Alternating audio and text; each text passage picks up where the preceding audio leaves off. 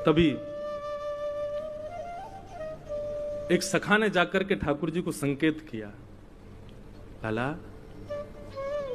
श्री जी पधारी हैं। श्री जी का नाम स्मरण सुनते ही ठाकुर जी मंत्रमुग्ध हो गए। एक बार को ठाकुर जी भूल ही गए कि हम द्वारिकाधीश हैं, पर श्री जी का नाम सुनते ही तो ठाकुर जी की व्याकुलता और बढ़ गई। बोले कहां हैं? बोले कुंज में विराज रही हैं, आप चलो। ठाकुर जी बड़े सहमे सहमे से श्री जी के पास जा रहे हैं। जैसे ही ठाकुर जी ब्रजवासियों के शिविर में प्रवेश करते हैं, किशोरी जी बैठी हैं। किशोरी जब से ब्रज छोड़ के ठाकुर जी गए ना, तब से एकांत में रहती हैं, बस अष्ट सखियों के मध्य में रहती हैं, बहुत कम वार्ता करती हैं। जैसे ही ठाकुर जी ने शिविर में प्रवेश किया, किशोरी जी के नेत्र खुले। तुरंत ललिता, मुझको ऐसा क्यों लग रहा है कि कन्हैया आ रहे हैं? बोले नहीं, कन्हैया क्यों आएंगे? अभी अभी मुझको पता चली उनको तो सहस्त्रार्चन, तुलसी अर्चन आदि सब चल रही है। वो सूर्य ग्रहण को समय है ना, तो सब वहीं व्यस्त हैं। पूरे भारतवर्ष के बड़े बड़े संत ऋषि पधारे हैं, सब वहीं पर अर्चना कर रहे हैं। वो तो बहुत व्यस्त हैं, लाडली जी वो कैसे आवेंगे? किशोरी जी बोली, मुझे उनके तन की सुगंध पता है, और इस समय आभा मंडल वायु जो बह रही है उसमें ठाकुर जी के तन की सुगंध आ रही है, और मुझको पूर्ण विश्वास है कि श्याम सुंदर पधार रहे हैं। इतने में ही शिविर का जो कपाट था वो खुलना हुआ, और जैसे ही वहां से प्रवेश किया द्वारिकाधीश ने,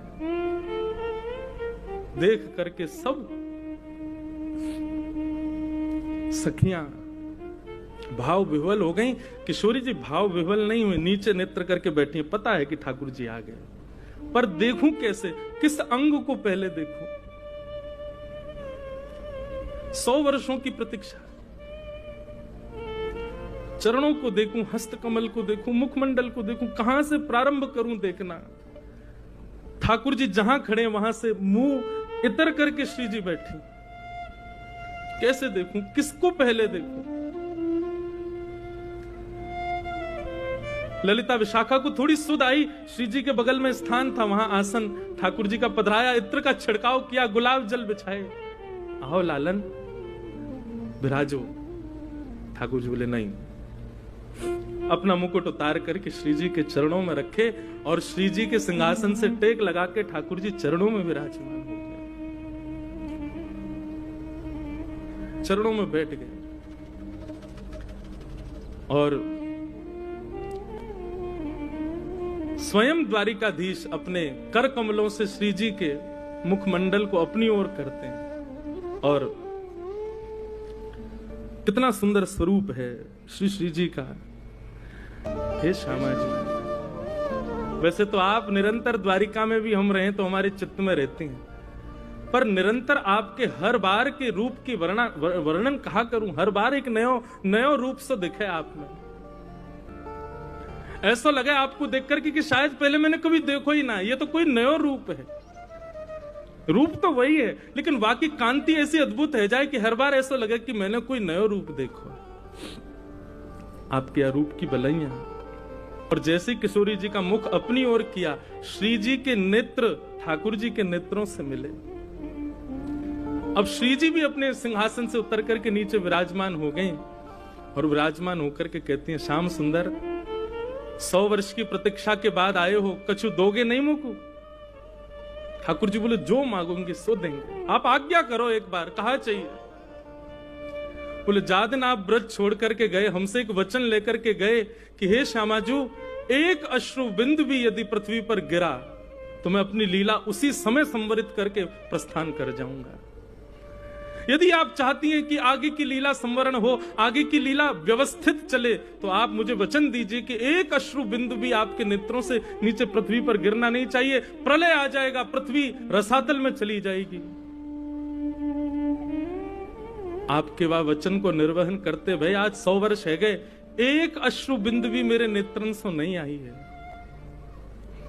मैं आपसे यही मांगना चाहूं, आज मुझको आज्ञा दे दो, वो जो हृदय में सागर, वो जो हृदय में तालाब नदी बन चुका है और नदी के भाव से अब सागर बन चुका है।